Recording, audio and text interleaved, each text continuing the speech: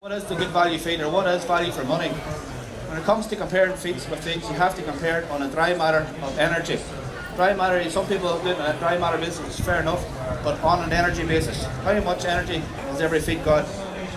What I have here to my very left, I say it's represented here to go afterwards, 1 kilo of ration. That's basically what it amounts to. As we move up, we have male silage, we have whole crop, which are roughly the same 2.5 to 3 kilos, or 2.75 kilos of male silage and whole crop will provide cattle with the exact same amount of energy as our 1 kilo of concentrate. Moving forward in the grass silage, which will form the basis of our and the bulk of our feeding. We're talking good quality grass silage, about 4.5 kilos of grass silage will provide the exact same amount of energy as our 1 kilogram of concentrate. As we come to fodder beets, basically we're talking 5 kilos of fodder beet will provide the exact same amount of energy as our kilo of concentrate. If you can just imagine, as you go from the dry feed into the more wet feed, the higher moisture feeds, your energy concentration gets lower. So if you remember that, that's what you have to compare. Our 5 kilos of fodder beet, our 4.5 kilos of silage, our 2.75 whole crop, same again, 2.5 of male silage, hopefully that'll stand. What's as easiest to get the cattle to eat? You know, we're coming into concentrated form and the high density, but that's what basically we have. And of course, Kieran, you can't have all concentrate, you know. You can't have all concentrate, absolutely not, no. Which brings us to our next board. And basically, when you're going to outline your feeds, cattle are ruminants. They need basically fodder or forage in their diet to keep their ruminant functioning. So you need at least a minimum of 50% of grass silage, whole crop, whatever it is, some kind of long chop fibre into their diet to provide enough to keep their rumen and healthy working order. Most lads will have enough silage on the field this year to get past the 50% of what they actually need. So if you're short of silage, at current meal prices, if we're taking barley at €200 a tonne, and this is for a wee infographic on the board here, so you come round afterwards. The further left you have, the more value, the cheaper the feed is. The further right towards me you move, the dearer the feed. So if we're basically saying, right, we're short about 2 months worth of feed, what is the cheapest option? Well, at current barley prices of €200 a tonne, the cheapest option we can put in is feed, more meal and concentrate, or concentrate feed and straw. That is basically it. Compared to buying grass silage, at current feed values, I say, and the price of barley and meal, grass silage in a bale form, because that's, you know, we're going out to buy it, we won't buy silage, we'll buy it in bales. You should pay no more than €22 for a bale of grass silage, high quality grass silage at current prices of meal. I say that that can change, but that's what it is there at the minute. Fodder beet, which was asked earlier on, you're talking about 35 to €40 at the very most, and that's delivered into your yard. When you start getting over that level, you're more economical to buy your meal. So that's it. Basically, to sum up what I'm saying here is, if you have a fodder shortage, the most cost-effective method you can do to feed your cattle this winter time is, along with your silage, feed a bit more straw and feed more meal.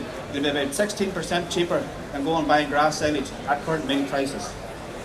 So as I say, just to sum up, take-home messages: the cheaper the feed, or cheapest feed this for you is meal and silage, and basically go and work out what your feed costs are and what you have in stock with our fodder app. Okay, excellent. And I mean, of course, with buying the concentrate, you know what you're buying, or you should know, have a better idea of what you're absolutely. buying. The fact is, silage is a highly variable feed. You know, you can cross the pit face, bale to bale, it varies in what concentrate you have it, it's the same feed tonne per tonne, and you'll have a higher level of performance. Okay, and the maximum based on the grain price of 200, like that's 140 off the combine and 60 for rolling and drying at €200, that the bale of silage is worth €22 at max, at the ordinary 4x4 bale. Absolutely, like. at max. Okay. And if you're short, to buy straw and meal, then would be better alternative. Combination of straw and meal, and I say about 50% of the silage intake. Okay. Along with that. Right, folks, that's the feed part of it and the forages. If there's questions, we can come back to them at the end. We just want to move again into how to manage this stock element of it. So we have 2 dairy cows and 2 suckler cows, and these are ways that we can kind of manage what feed we have better to get better use of our feed. So I'm going to hand over to Paddy Kelly, and he's going to show us how to body condition score and to identify differences between the 2 cows that we have on show, and then we move on to Darren. So, Paddy, take us away on the dairy cows in terms of condition scoring and how we might use feed better.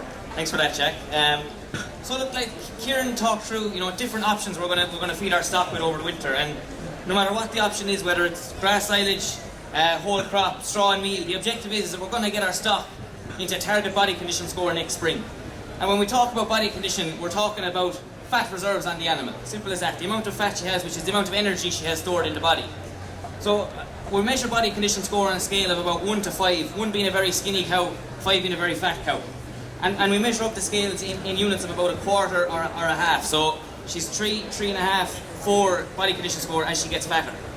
At the moment, our spring calving cow coming towards late lactation, or our suckler cow towards weaning, we want her in a body condition score of about 2.5 and 3. So we want a nice covering of fat on her.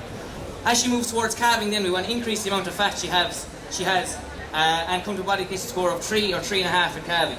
Then we know once the cow calves, she's going to start producing milk, and her body condition score is going to drop down to maybe 3 or 2.5 come breeding time.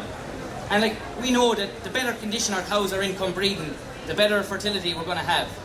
There's going to be more cows bulling, and there's going to be more cows going in calf to every insemination. So if our target is to have cows in good condition come breeding, I mean, we know she's going to lose condition after calving, so really she needs to be at that target condition of 3, 3.5 at calving. And the key point of why we're talking about body condition score today is that for the last 2 months we feed this cow, most of the meal or most of any energy we give her is not going to go on as fat reserves, it's going to go in here into the calf. It's for the last 2 months of pregnancy. So if she's calving the 1st of February, anything after, a lot of the feed after 1st of December is going to go into the calf. So it's nearly the 1st of October, so we've really 2 months now to get this cow to where she needs to be at calving. So let's talk about body condition scoring in and how exactly we do it. There are 3 key areas we're going to talk about, and there are blue handouts hanging around. There's one, Peter's hanging around, make sure you get a copy. So the 3 key areas, first of all we start with the long ribs, and body condition scoring, really to get a good feel of the level of fat cover, you need to get your hands on. But before I even put my hand on this cow, like, we can see the individual depressions between her long ribs here, like, before we even get started. So as I run my hand along, we can see that there's very little fat cover in between those long ribs. We move then from the long ribs to the short ribs, and straight away again, before I put my hand in, you can see the individual notches here. There's very little fat in between her bones. And we move then to the tail head, and like the tail head is a very, very obvious way to tell condition on a cow. Look here, the depression in this cow's tail, I can fit my hand inside the tail head. There's very little fat cover there. And on the top we've 3 pin bones here, and again each of them appear sharp, very little cover of fat. So overall we're calling this cow a condition score of 2.5. So she needs to gain a lot of fat before she calves down next February. So we compare her to maybe a cow in better condition score, Darren, if you bring her out. And like this cow here, she's a 2nd lactation, a young cow, maybe she was under a bit more pressure grazing during the year. Bigger cows like this one maybe have been bullying her a bit. So like, we're always going to have a bit of variation within the herd. So we'll bring out our bigger cow now, and straight away, like, go back to the 3 points we talked about earlier. Look at the long ribs, like, I can see very little depression in between the ribs. If we look at the short ribs, like, it's more or less flat straight along. There's a nice covering of fat all along the short ribs.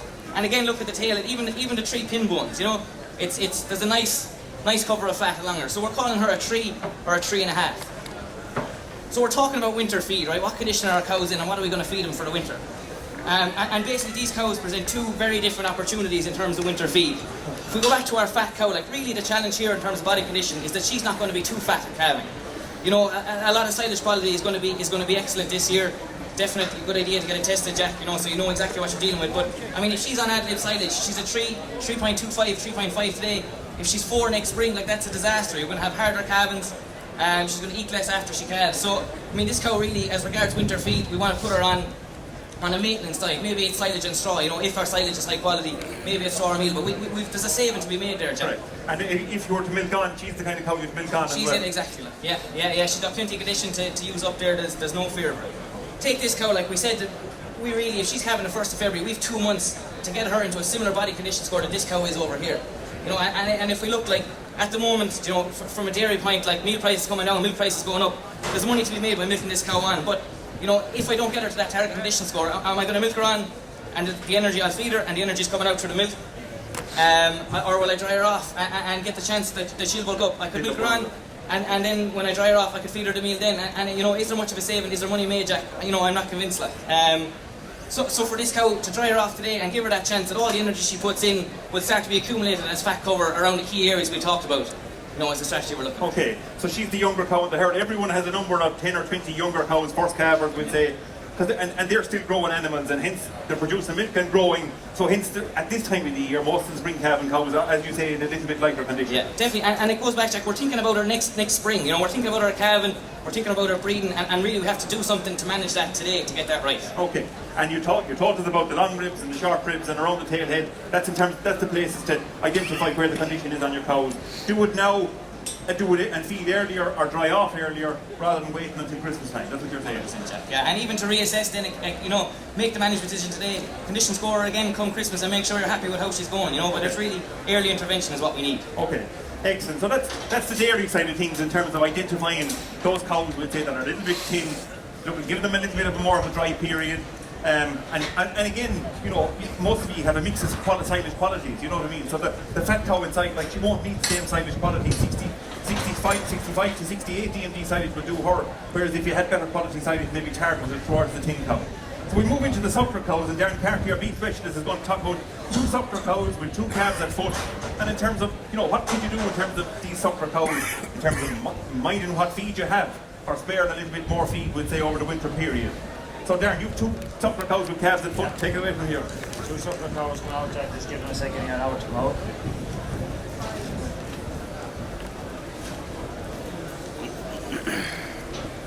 Maybe just, ladies and gentlemen, there are 2 very high cows with either a different animal here than Jack's dairy cows. They're a bit flightier, so just if they're up beside you, keep the hands in. We don't want anyone going home with a few fingers less, so we don't.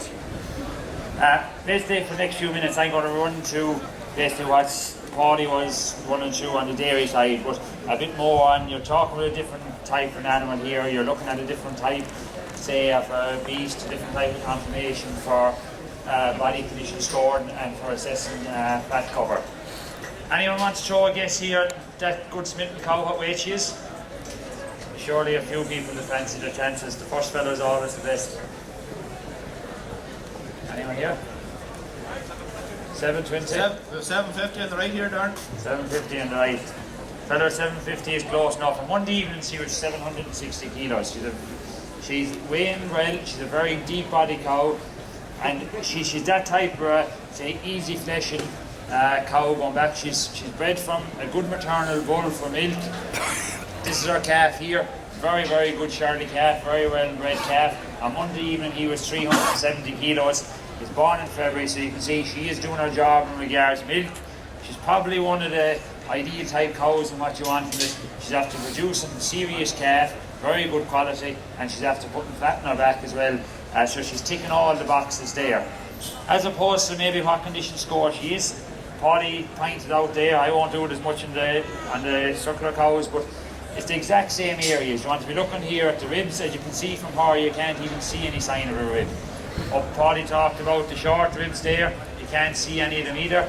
And around the tail head. You can see she's starting to, say, put up a bit of fat around the tail head. So you're calling her a body condition score of around 4. I mentioned there about maybe the body condition scoring being a bit different between the sucklers and the dairy.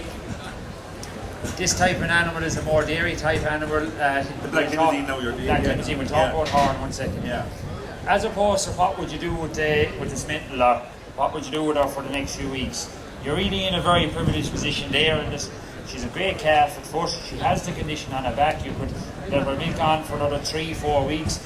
You'll get another 30-35 kilos of weight for this calf at least, because he has that good growth potential. She might, say, lose a small bit of condition, but you're not too worried about that because she's probably on a bit of the heavy side anyway. We're going into a winter where some people have a lot of feed, some people maybe have less amount of very good quality feed, and then some people have a deficit. There's a few different things you can do with her. You can restrict her on silage for a few months so you can. You can actually feed her maybe a bit of straw for a few weeks, which we'll talk about in a minute. Or, as I said, you can let her milk on for a while, put a bit more weight, but there's no real need for that. Milk on 3-4 weeks more. I'd be actually saying that if this cow is calving, or if you had cows similar to a calf maybe in December or January, I wouldn't be leaving this calf sucking too much longer, because the fat that she has on her now would be a lot more valuable to you next spring. You can let her milk off her back in a bit before she goes to grass.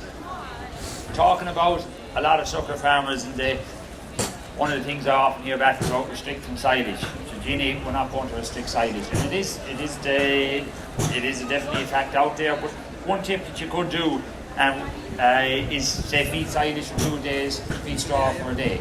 The farmer that has them, these two cows, we had the same stock last year. They're bred by Michael and Ciara Dordan from Wexford.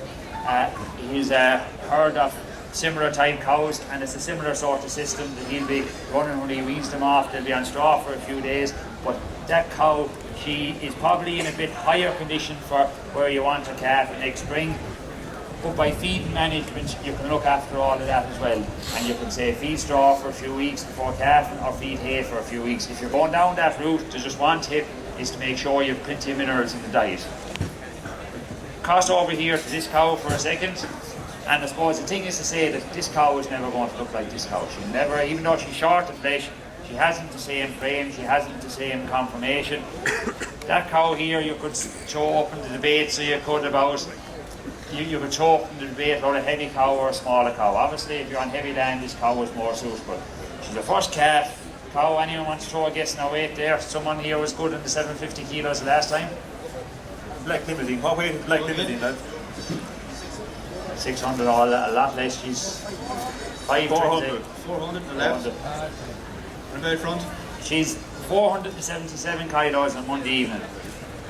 She's that type of a sort of, she's a sort of tight-skinned cow, so it's harder to sort of judge her body condition score. And as Paddy said, you have to get in and handle them. There's no point just looking at them. You have to get in. We won't upset her too much now, but you have to get in and look along the ribs. She actually has some bit of a fat cover here along the short ribs. You can't really see her ribs being prominent here, and she hasn't a lot of fat cover here on the tail head, but you put her in somewhere between maybe 2.25 or 2.5 condition score. As I say, she's the first calf.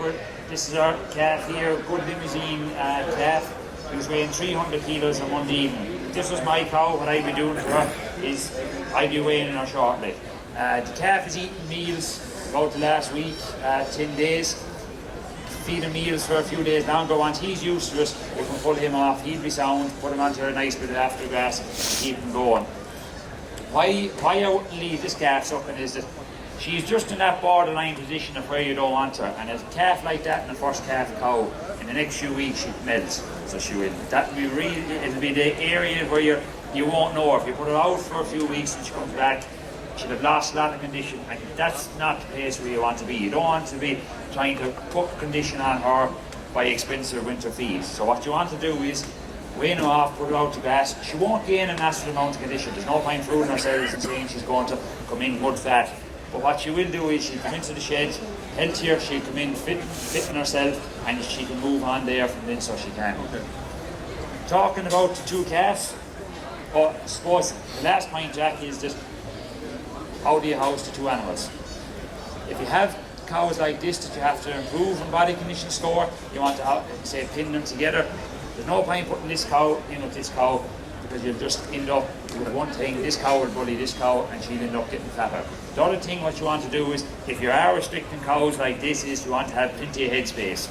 If you're restricting any type of feed, every cow has to have a position to feed, or else you will get a lot of bullying, so you will at the feed place.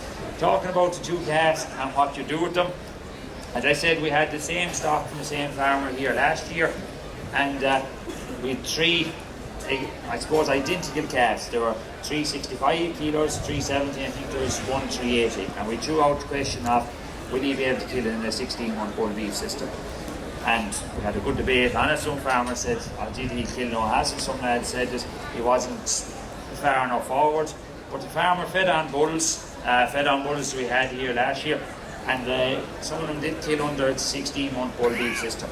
The few points I'll make about that is this: it's a high cost system, it's a high input system. You'll be feeding on that animal, say, with good quality silage and a few kilos of meal up until Christmas or maybe shortly after it, and then soon after you'll be putting on to add-lid meal, and you'll be really feeding heavy for maybe 120, 130 days.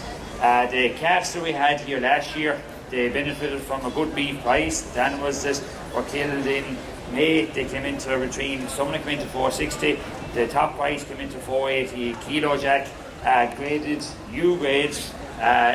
The one thing that's hard to do, or that you need to be careful, is on fat cover.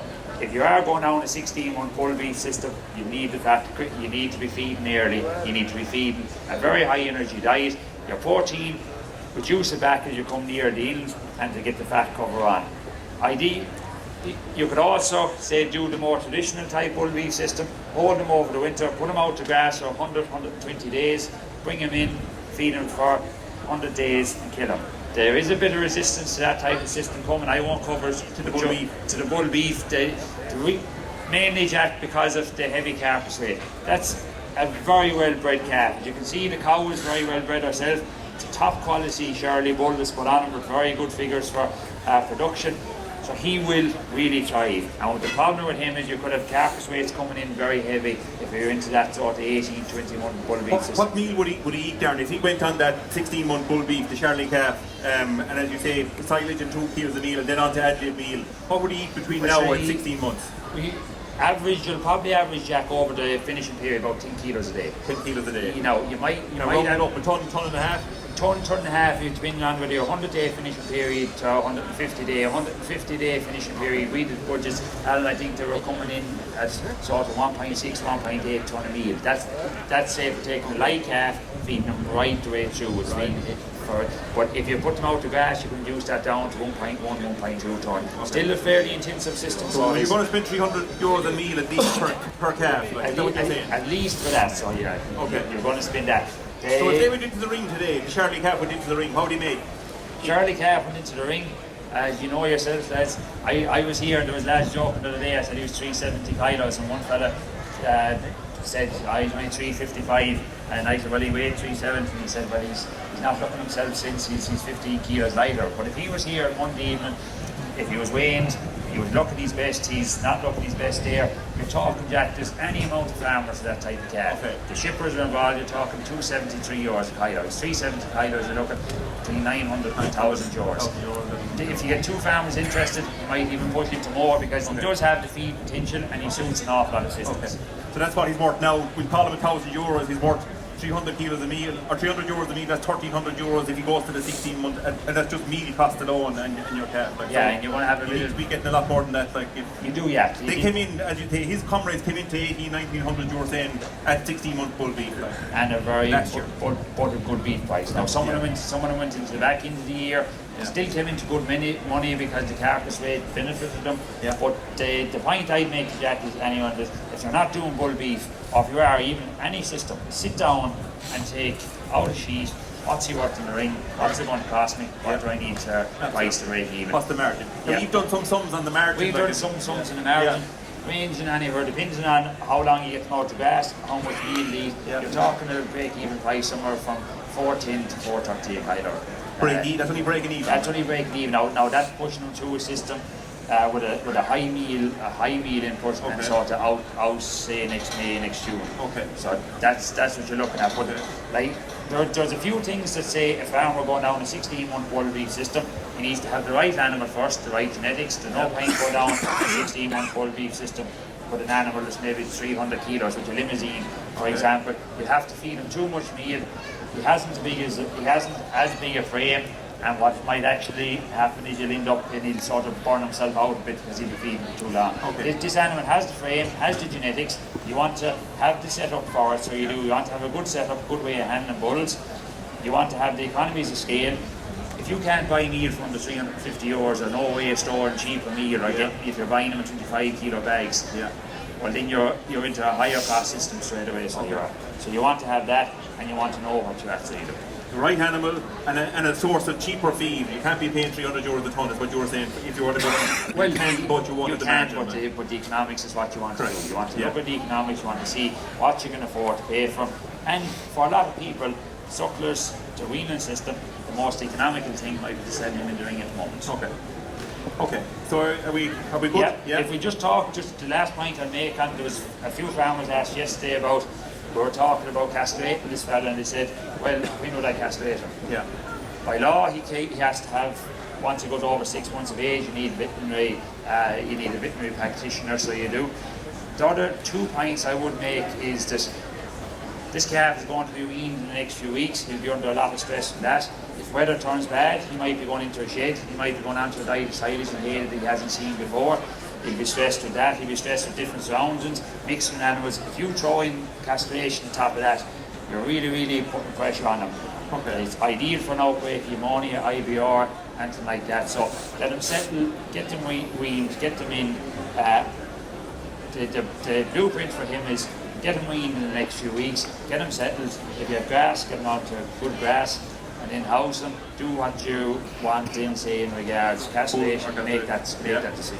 Okay, excellent. Okay, so that's a kind of a little bit on the condition score of the two cows, and a little bit about the markets for whether we let the two calves go on to bull beef, as the owner did last year, or whether we take them to steers. And I mean, we just make that, we'll push on that point now, and let Joe Burke from Bord Bia talk about steer, what the market wants, I suppose, in terms of beef, and a little bit about sustainability and what is the industry, or what does sustainability mean, and what does the industry want in terms of sustainability. And you have also two bullocks, Joe, two steer bullocks that will obviously steers and bullocks, but they're two bullocks of the same age, but they're very different weights. So you want to just explain why the differences and talk us through. Joe Burke from Bord Bia, I'll hand it over to you. Thanks, Jack. So this whole area of markets is very important, because we're having to export 90% of the beef that we're producing, Jack. So it's very important to focus on what our markets are looking for. Yeah, there's market specifications, and we'll talk about them. There's the whole issue around steers versus bulls. But one of the things that increasingly our markets are looking for is sustainability. They're looking for us to be able to prove that we're producing our products, whether it's beef or other different products as well too, in a sustainable manner. Part of the reason for this is global population is increasing. Are we going to have enough food to be able to feed the number of people that are in the world? By 2050, we're going to need to be producing 70% more food in the world to feed the world's population. So very significant, and our customers want to be seen to be acting, sustainably in this regard. They want to have sustainable supply chains, for example. And Ireland is a very good story to tell in this regard. We've got grass-based production systems, we've got a green environment. We've got family farms as well too, that in general are doing a good job looking after their soil, looking after their farm management. Animal welfare as well too is very good on our Irish farms. But the 35,000 farms that are members of our Beef Quality Assurance Scheme, you'll be familiar already with this area of sustainability. You're doing a survey at the time of your farm audit, which is looking at how you produce beef on your farm. What age are you slaughtering your cattle at? What weight are you getting them into when they're killed? Those kind of issues. And that's really what's feeding into this whole area of carbon footprint. We have two cattle here that are the exact same age, Jack. One of them is obviously after growing at a faster rate than the other.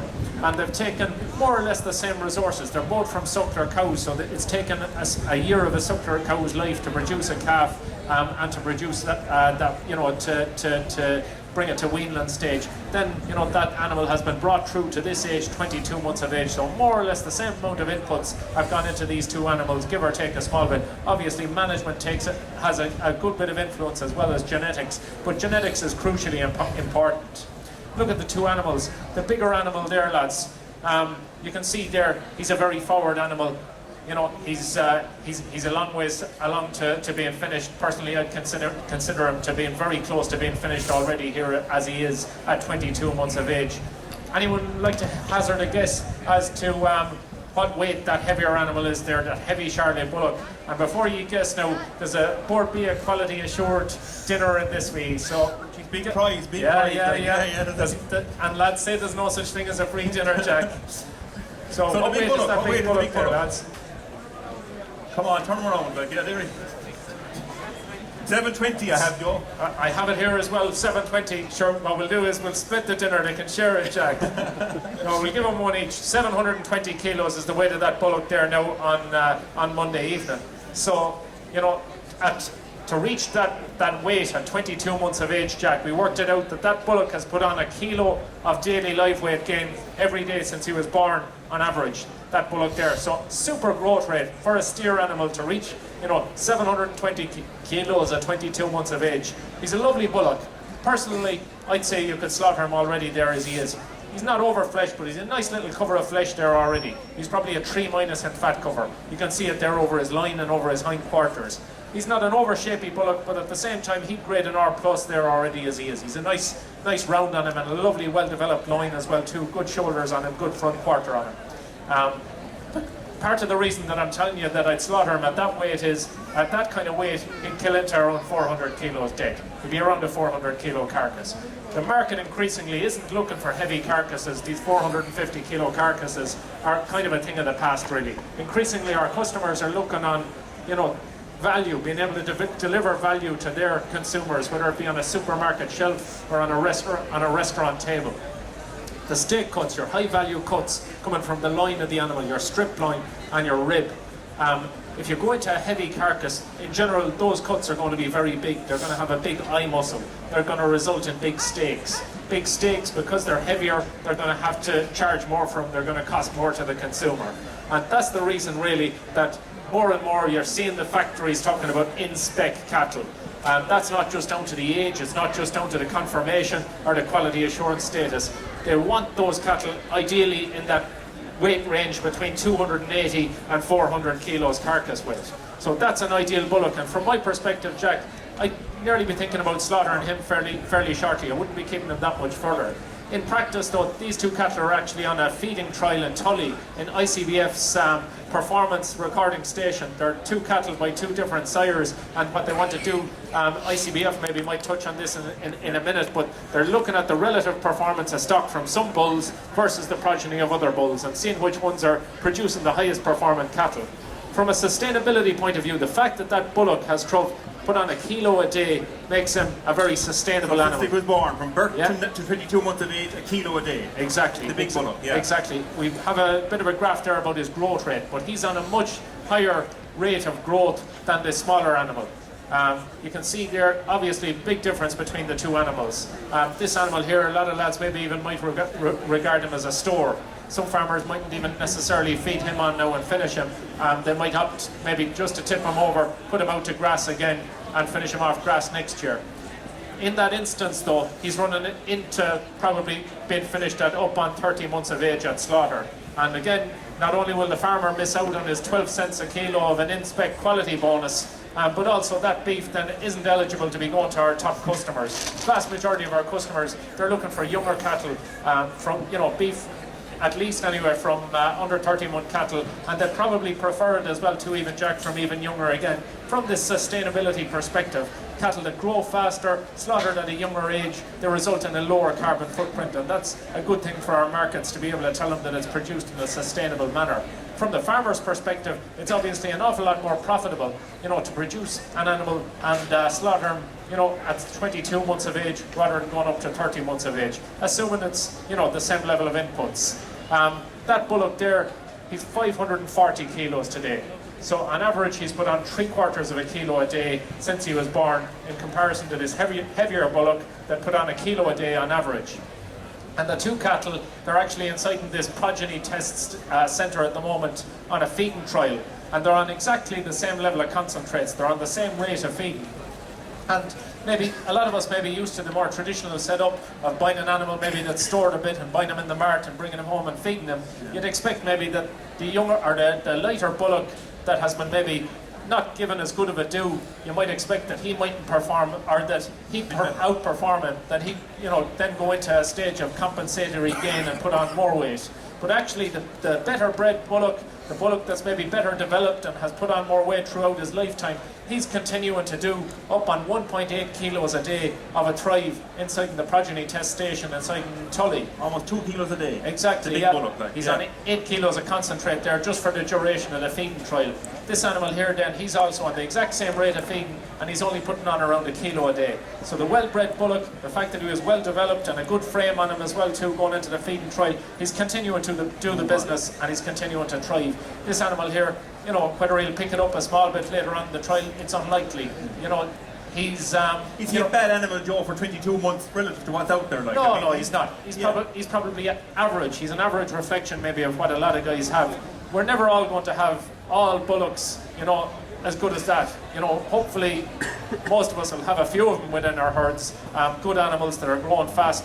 we're all going to have tail end as well too that aren't maybe just hitting the target as well. But it's a case of trying to have more of our cattle growing faster, doing the everything right, whether it's on the genetic side, using the right bulls, using the information that's there on the part of ICBF, the Eurostars, the suckler beef values that are going to produce those good thriving cattle. As well too, it's things on management, grassland management, feeding management, parasite control, all of those kind of different things that are going to give you, I suppose, the best thrive, the best performance, and it's putting more money in farmers' pockets as well as being more sustainable. What's it work to have this animal, as you say, fit for slaughter at 22 months versus the lighter animal that's going to be 30 months before he's slaughtered? Like, I mean, it's substantial. Like, there's another 8 months before he's, you know, what's it worth over the lifetime of that? It's very, very significant, Jack. Especially when, you know, we talk about smaller figures when we're out, you know, selling cattle, and we often argue for the last 5 cents a kilo or 10 cents a kilo. There's a very significant difference in profitability between these two animals. If, you know, they were held on the same farm and kept there, and this one was finished on that farm because he was growing faster and he was finished there, put into 400 kilos at 22 months. The other animal was taken longer, it was drawn out, and, you know, he's taken up more time. There's less room there to replace him and change him and put in another bullock. It's very, very significant. You're talking a third of a difference in the production costs. The other fella is costing a third more, basically, to keep him and have him around the place and feed him, because this animal has such superior feed conversion efficiency. I suppose a lot of it is what it comes down to. The fact that for all the grass he's eating, for the bit of meal that he's eating, he's producing beef out of it every day. He's gone earlier, and he's the exact right type of bullock for the vast majority of our commercial markets. The other animal, he's never really going to do it. He doesn't have the growth potential.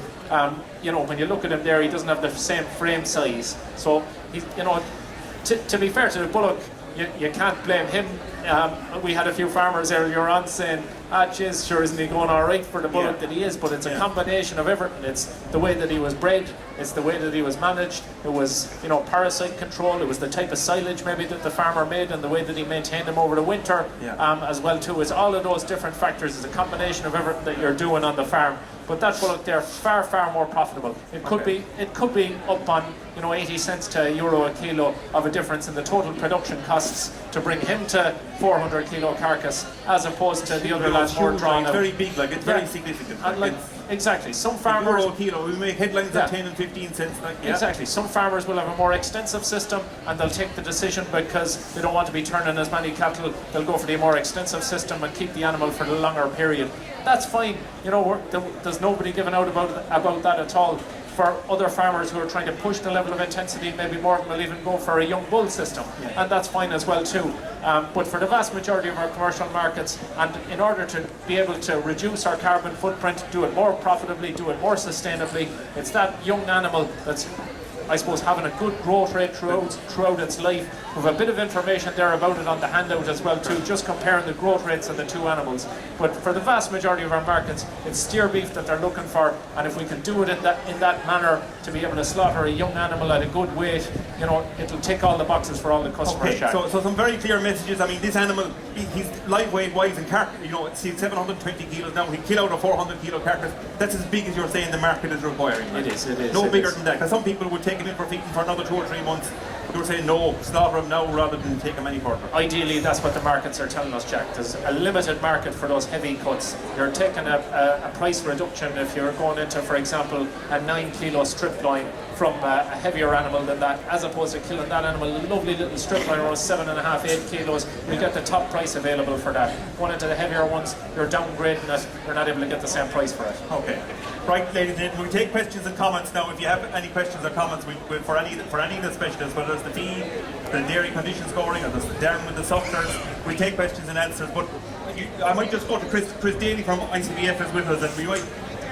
Chris, in terms of the trial that these two bullocks are on, what's the objective of it, or what are you trying to do, and you know how, you know, what else is there to be seen at the trial? Jack, these two animals are of a group of 40 steers currently in Tully on test. They've been on test since the 1st of August. And what we're trying to do specifically is, you know, ascertain for every kilo of dry matter these animals are taking in, what are they giving back, what's their performance relative to what they're taking in. That then feeds into the genetic evaluations, into genetic indexes, and we then highlight to farmers which bulls and which bloodlines are producing the more efficient cattle that you can finish quicker and, I suppose, less feed realistically at lower cost. Okay. Excellent. So thanks, Chris. Have we any questions or comments for any of the lads related to any sections of the different? Yeah. Oh, no, sorry. Have anyone got a question or a comment, or anyone want to clarify anything related to the demonstration? Yeah. Here we go.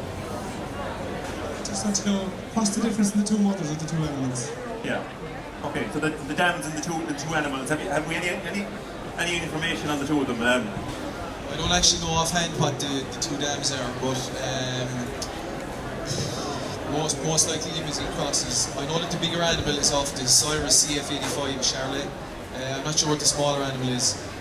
The sire of this bull happens to be a 5-star bull on the terminal index, so for your carcass traits, carcass conformation, carcass weight, and like he is displaying it. I suppose an important thing to point out is with indexes and things like that is, you know, an animal's performance is very much influenced by environment. So I mean, you could have an animal with a great index, but if he's not being managed properly, he's not going to perform. But what the index is saying, that if all else is equal, if animals are being managed in the same regard, then the animals with the better genetic index will outperform those with an inferior index. But I mean, there's obviously a decent difference between the two cows that they came out of. And you're saying, you know, the big fella got a lot more milk in that first couple of. Would you say, Darren or Joe? Yeah, you know, it's. At John was saying yesterday, Jack, the big fella, as far as he knew, was coming off a continent across cow that was bred with good milk in her background. Okay. So he got a very good start. Yeah. Going back in these figures, there was no slip anywhere along the line. He was very good weight for age the whole way through. Yeah. So there is, yeah. Any other comments? But yeah. When were they squeezed? Chris, any idea when they were tested? No. That was your question, yeah. You don't know when they were tested. They came from the farms of origin anyway. Like they were bought directly from the farms that bred them onto your farm or onto the Hurdle Plus trial. Yeah. So yeah, would have taken place there probably at a young age for both of them there by the looks of them anyway. There's nothing bully about them or there's nothing staggy about them.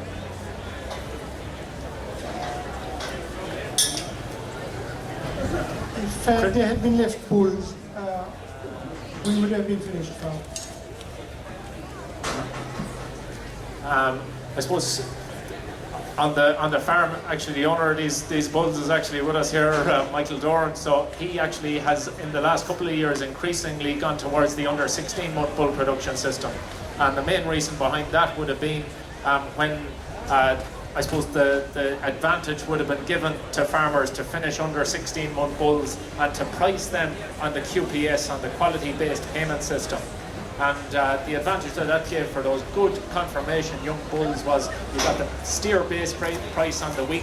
You know, so say for example this week if that was 390, it was a U grade bull, another plus 18 or even a plus 24 even on a U plus bull, plus the 12 cents a kilo of a quality assurance bonus. So there's a big advantage there in terms of price per kilo. For the under 16 month. As Darren was saying earlier, it's only the good quality young bull that'll do it. Like so that Charlie bull that's 370 kilos at the moment for 7 months of age. You have another 8 months to get him finished. He can do it. The younger bull that's 300 kilos at 7 months, nearly 8 months, he won't ever really hit the target in order to be able to slaughter him at that age. The older bull though after that, some farmers are still going for that, and even that red limousine bull there, he'll probably go for a slightly older production system, let him out to grass maybe for 3 or 4 months before bringing him back in again at the end of that second grazing season. There is some resistance there about that. That cattle will thrive very well alright and develop, and by the time he'll be coming into the shed at say 17 months, he'll be over 600 kilos, he could be up on 620 or 30 kilos, and just finish him off then over maybe 100 days of intensive feeding, or even less, But in general what our markets are saying, and especially if that bull is coming out at this time of the year at 19 months, it's a difficult time of the year to be hitting the market. You're hitting the market maybe when the price tends to be at its lowest, when you have loads of grass cattle, for example. So that's the advantage of the 16-month production system, as opposed to maybe letting them out to grass and bringing them back in and killing them in the month of October, November, maybe when the price is more difficult. Some farmers as well too have maybe gone back as well too from the bulls back to the steers, just for the reason that it's easier to sell them. In general, you're tending to get a higher price per kilo, and it tends to suit maybe less extensive producers who are trying to get more of their gain from grass as opposed to off the meal inside of the shed. Yeah. Jack, it's maybe just worth making the point that There is a lot of interest in the under 16-month bull system at the minute. Yeah. The fact of the matter is, if you're thinking about going down the line, now's the decision to take the time to make the decision now, because there's no point waiting until December, January time. The bulls 12, 13 months ahead and thinking, geez, I'll try and get them finished in 16 months or another 3 months time. Make the call now. You won't get the weight. Pretty much, you need to be housing that bull, and the younger the animal, the more commission and further he is. You get him in off the cow about 8 months. Your target weight should be about 450 kilos before you start the intensive feeding period. You've got about a 120-day feeding period, and that's where you limit your concentrate use, and that's where you'll save in the margins that are in the journal today. We're talking about 430 break-even costs. It is a high-cost system, but I say you have to start the animal young. There's no point putting them off the cow and storing them to Christmas time and then go, sure, I'll try and kill them in March and get them on the grid. Make the decision now. Okay, folks, we're almost finished up. If it's the final question, I take it. If not, we have the final question. Yeah, for the which now? For the 2 steers that we have, the 2 big steers. Total amount of concentrate in the finishing period or for our lifetime? Have we concentrated the lifespan or? You wouldn't have data on their lifespan, but they're currently at 8 kilos a day of concentrate with a 14% protein finishing ration, and they have hay ad lib as well with that. We don't have data on what they were eating up to now before we purchased them. Yeah. I would say about 2 kilos a day over 140 days, so 280 kilos. 280 kilos in the first winter. For the first winter. Yeah, you're probably also talking about maybe 50 kilos earlier on before they were weaned or just after being weaned as well. So about 330, 340 kilos. And then the finishing period is how long again now? They're in since mid-August, aren't they? On the 8 kilos. Yeah. 1st of August, so September, October, November. 120, is it? 120 days, is it? 120 days by 10 it'd be 1.2 tons, so about a ton of meal plus the 30, so 1.3 tons, 1.4 tons of meal. It's probably not being fair to say the steer system for putting 1.2, 1.3 tons of meal. In a typical steer system, you're probably looking, you can get out of 850 kilos to a ton of meal. If you're bringing them in and you're doing intensively, if you're doing grass-based system 500, 600 kilos, you'll get away with that. Okay. And if you're doing traditional, you get away with somewhere between 400 and 500 kilos. Okay. Excellent. Listen, I'll leave it at that. One final question here, and then Nevin wants to cook these days, like, you know what I mean? At the start of feeding them bullocks, what was the difference in the price between the 2 bullocks? Same price, maybe Chris, you can start, but they were bought into a trial, so there was the same price. It was buying off genetics, but look, if you were into a mart and you were buying them yourself, there'd be 250, 300 euros in difference between the 2 bullocks. There would, but see, I suppose the point we're making is that if you bought them and there was that, they'd want to be that at least in the silverwood. Yeah, they'd want to be that at least in the difference in the say purchase price to have it following through. Yeah. Okay. Right, folks, listen, I'll leave it at this. Thanks very much for your participation, and thanks to our sponsors, Bord Bia, FBD, for allowing us to do this over the couple of days. We'll be back here again at 2 p.m. For the next demonstration if you're still around. Thanks very much.